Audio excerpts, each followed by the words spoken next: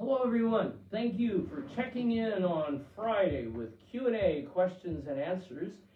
And sometimes I identify myself. I'm Bishop Ackerman, by the way, for those of you whom I've not had the privilege of meeting. And for those of you who I have had the privilege of meeting, I'm still Bishop Ackerman. Cameron, I'm going to ask to come on board for just a second. Would you stand next to me for just a moment, sir? Sure. Please don't expect him to be all dressed up and so on. He has just come back, haven't you? Yes. Can you get a chair? I want to ask you a couple of questions. I'm very formal when it comes to liturgy, as you know, but when it comes to being with the people of God, I'm a little less formal. I mean, there are still those, how do I put it? I respect the office very much, so I'm very respectful of bishops, priests, and deacons, but a little informal when it comes to answering questions, let's say. Now, you have been away. The last time the people had a chance to see you, you were headed off to a dig. Yes. And tell me, was there anything extraordinary that you discovered or were participating in? Yes, we had found at a site a 10,000-year-old hand knife that was left behind by Native Americans, so that was always good. A 10,000-year-old hand knife. Yes. And was it spring latched or not? No. Okay. And so tell me about what it looked like. It was just about this big. It was made of Edward's chert, which is a stone that Native Americans would use for flint knapping, and it was only worked on one side, which is how we know it was a hand knife. Wow. And so when you go out there, I would suspect that there are some people who would like to go with bulldozers and shovels and just start digging right away because they impatiently want to get what's underneath there. Would there be some people who would like to do that? Not anyone who's part of our team. That's right, nobody on your team. But the world, for example, the way we operate today is if you're on a dig, everybody wants to know tonight what you've dug up. How often do you find something within the course of, let's say, a month? It really depends on where you're at, but over the course of a month, it can take a while. And just because we dig so slowly, I mean, what matters most is where it's been found, not necessarily what it is. Well, I'll tell you about some impatient archaeology in the Holy Land. Oh yeah, that's how we lose data. That's right. It's how we lose data. And one time they were doing some measuring over there and some checking of data, and they were really confused. And the reason they were is when they started laboriously with significant archaeologists examining everything from the top down of something called a tell, T-E-L, which is means like a mound. They were confused. And that's because they were discovering things on top they never would have guessed that they would have found. Do you understand why?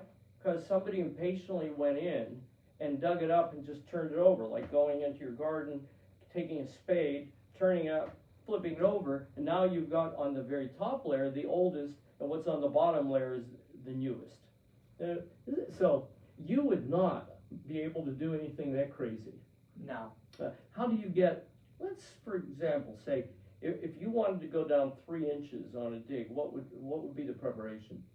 Preparation, we would have to, well, lots of paperwork, and we dig very slowly at 2.5 centimeter sublevels, which is 1 inch.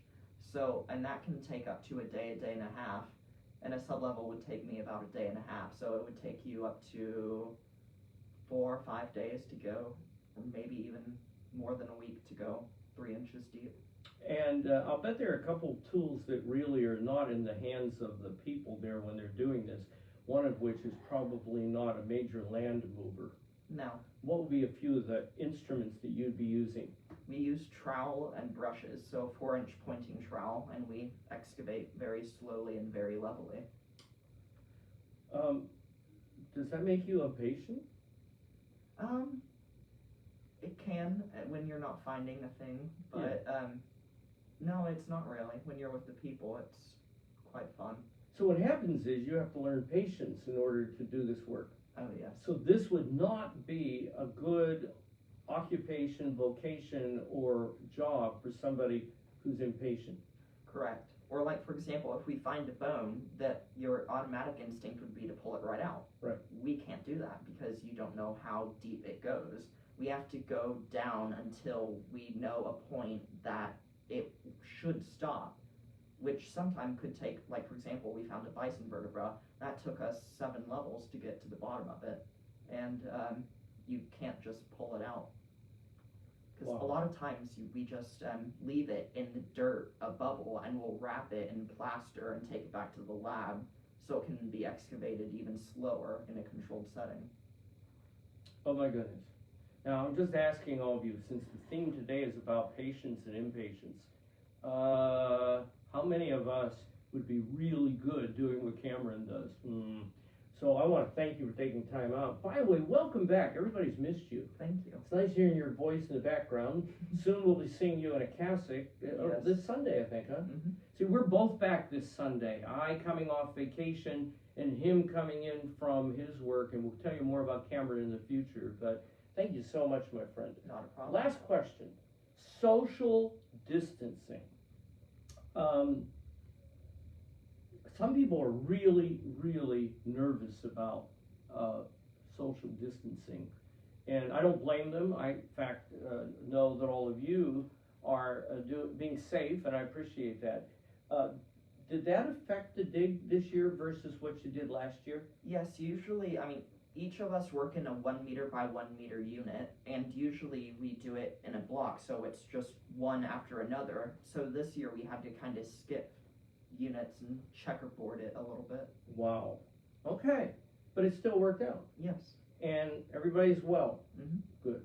Well, that makes me happy. You know, there's such a thing as being highly appropriate, and at the same time, while being highly appropriate and being highly respectful, being cautious at the same time without kind of imposing. Mm-hmm. So oftentimes, I guess, you would find some anxiety-ridden people there. Not really. No, why not? Just because it's fun. We enjoy it. So there we are. So no switch on you to turn it from anxiety to no anxiety, or from impatient to patient. You've had to ask for that because you and I know that it is not something we can buy at the store. It is a Virtue and a grace. A virtue. I did not tell him to say that. A virtue and a grace. Thank you, my friend. God bless you. Well, let's continue. I mean, I didn't know this was going to happen today. This just worked out perfectly. He shocked me yesterday by showing up with a big surprise, and that made me very, very happy. So it's good to be able to start getting as many people back together as we can. Okay. Some of what I was going to say, I said with Cameron, because I think that was a perfect subject for us. So let me go with that. And that is, you know, you and I can't control our feelings and emotions all the time. If we could, it would be a great world, but we can't. But at the same time, we all have to believe that all of these feelings and emotions and other things are still subject to God, aren't they? So if we ask God for grace, if we ask for Him to be able to pour forth His mercy upon us, we discover some things that may be a surprise to us. On the other hand, what do we need right now, my beloved friends in Christ? We need to have humility. We need to have patience. And we need to have kindness. Now, I think all of you want to deal with people who are humble and patient and kind with us. Would I be correct? So let's flip it around. Do other people expect the same of us? I think so. But what happens when that doesn't take place on both sides? Or, more significantly, as the culture in which we find ourselves today, because that's really what I'm talking about, is I'm talking about cultural realities. What happens when we're seeing less of it? But let me explain this to you. What happens is, in the world in which we live, my world becomes what is most important. And particularly when I can't control my environment, it becomes even more difficult. And that's when all of these things that we have been asking for that God has given us start getting frayed.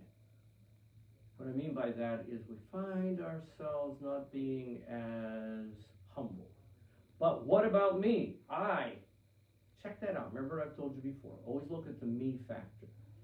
Second one, and that is the issue of patience. People need to learn how to become patient with themselves. You know what I mean by that? Nobody watching this or with me right now has all of the virtues taken care of. We all have those moments when we find ourselves being impatient with ourselves and with other people. I can't expect myself, for example, anymore, to throw my fastball at 85 miles an hour like I used to when I was on the mound years ago. I also have to say that when I'm standing on the mound, even though I don't like the height of the mound, I like it when the mound is higher, my curveball does not break the same way it used to. Now, admittedly, from throwing a forkball over the years, I have some residual issues, like a right arm that is significantly longer than the left, like my fingers that are stretched like this from throwing the forkball for so many years. But if I go out onto the baseball field, and I think many of you know, this is just for your information, that there's a baseball field named after me in Arlington, Texas. When I go out onto that mound every now and then to throw something, I'm not throwing at the same velocity. My legs are getting a little bit cramped, and I'm not able to get my curveball to break, and I may as well give up on throwing a knuckleball anymore. So I should not be impatient with myself, because I just can't do that. First of all, I don't do it every day, so I'm not keeping in that kind of shape. Moreover, I simply at this age can't do some of those things. Well, okay, so I've got to learn to be patient with myself. I should be happy that I can walk onto the mound and throw the ball at this point in my life. The third one is the whole issue of being kind. If I can't do something, I shouldn't get angry with somebody else about it. Here's what I mean about the kindness part. There are certain things that I want, or certain things that I would do. Sometimes I don't understand why, I don't know, the certain parts of government don't call me on the phone for my opinion, But I still need to be kind. As some of you know me well, know that I can't stand profanity. I really can't. And so using profanity to express ourselves or to diminish another human being is, it cuts right across all of this. It shows a lack of humility, it shows a lack of patience, and it shows a lack of kindness. Because so much profanity is focused on another human being, giving them a name or doing something that will reflect that we know more than they do, whatever it may be. So I'm not telling you I have a solution here, folks, but I'm just going to give you a few thoughts about it. And that is, start out every day setting your goals and recognizing what you are capable of doing. Second of all, realize that even though you may have an opinion about something, there's a difference between an opinion and judgment, and that we are not the ones that get to judge. We can offer a thought or two, but all that goes into a bigger mix so that we're all working together. Just a few thoughts. I want you to try that out. With families, a lot of family tension is because somebody doesn't have the control that they want, or because this one thinks they know more than somebody else, or this one is upset with that person because they didn't send a birthday card this year. Family effects can be difficult, but we have to offer it up to Jesus, right? Offer it up to Jesus. Now, the next thing I would just want to look at you with are a couple of questions from the side. One is about subdeacon. At a traditional solemn high mass versus a high mass versus a sung mass versus a solemn pontifical high mass, there are different people in it. The word, when you hear solemn high mass, you expect that there will be a celebrant, a deacon, and a subdeacon, incense, and the singing at least of the minor propers and the propers. That's what constitutes a solemn high mass. Incense, 3 sacred ministers, the chanting, etc. Now, when it comes to a high mass, sometimes you'll see something that will be all of the above without a deacon and a subdeacon. And sometimes you will see a sung mass, but sung mass doesn't necessarily mean there's going to be a any incense being used, for example. And then a modern term that is being used that doesn't really fit into history is called a choral mass. And all that really means is that there's a choir singing, but that's a much later understanding of what the mass means. But I would say that if you ever see something that says solemn pontifical high mass, here's what you should automatically expect: a bishop, pontifical, incense, 3 sacred ministers, what we call the deacon and celebrant and subdeacon, and chanted. So that's what goes with that. Now, the question that somebody has asked about a subdeacon is a really good one, and that is, in our tradition, let's say, the use of the subdeacon has varied, and here's why. Once upon a time, there was something called 7 minor orders. Don't worry yourself with it. 7 minor orders. And a subdeacon was ordained to be a subdeacon. In many instances, the assumption was the subdeacon would eventually be ordained a deacon and eventually ordained a priest. I'm bringing this down to very, very general terms because there's a lot of details that go with that. So, in the Roman Catholic Church, they abolished the order of subdeacon for minor orders. So in many Roman Catholic churches today, you will not find a celebrant, a deacon, and a subdeacon. And some of you who are my age remember that very vividly, don't you?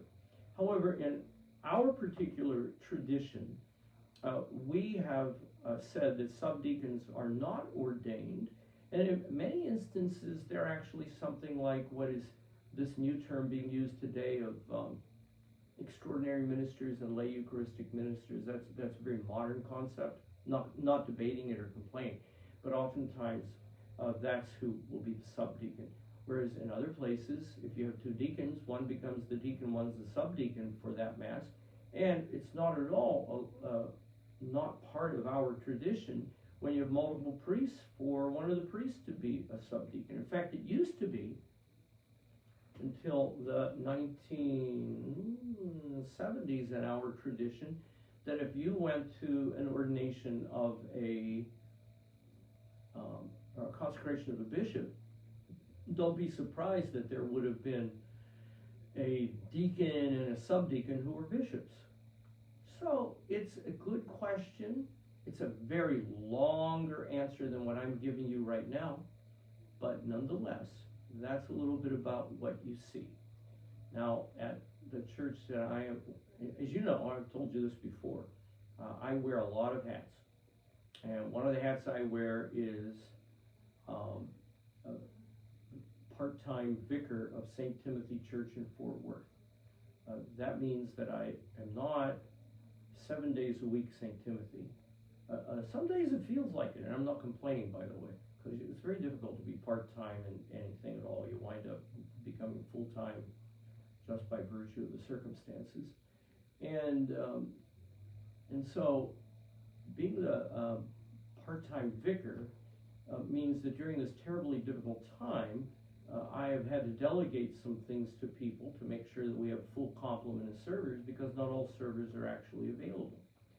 And I can delegate, for example, some elements of the Mass, but not many of them.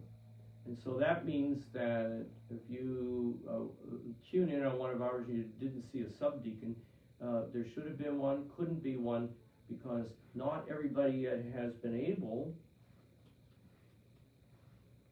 to perfect this. So, we're doing the best we can with what we have, and I love the questions. Okay, finally, let's kind of bring this to a close. If you're feeling all these negativities, all these things that I've talked about today with you, then I just need to help you with something right here.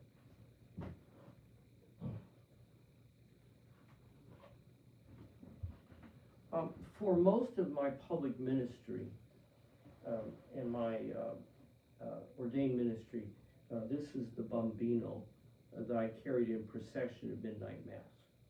Once I became a bishop, I tried to be respectful of the one that existed at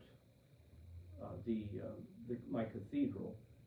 And then once I became the part-time vicar at St. Timothy Church, there was one about this big, and it kind of got lost in the pillow. So every now and then I will use this, but I just want you to look here. I want you to look at the eyes. Can you see those eyes?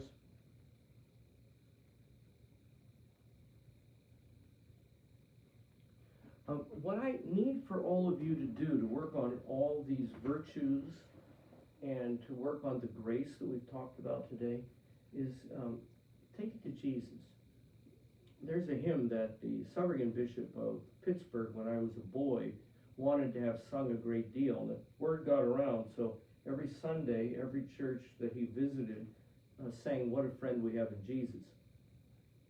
And I was really clear about not letting that happen when I was the diocesan bishop, because I really liked a little variety on a Sunday instead of what they perceived my favorite hymn to be. So if you look into his eyes, you'll notice something here. What a friend we have in Jesus. Remember that refrain? Take it to the Lord in prayer. What proceeds from our mouth really should be coming from him. The way we treat other people should be the way he treats other people. But we're not Jesus. So we struggle. And we do the best we can with what we've got. But never ever do we not take it to the Lord in prayer.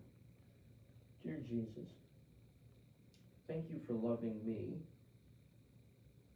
Thank you for allowing me to serve you in this very, very difficult time in history. Thank you for my health. Thank you for giving me grace at all time. Thank you for putting into my life people who want the very best for others, but more particularly for you. Through Jesus Christ our Lord.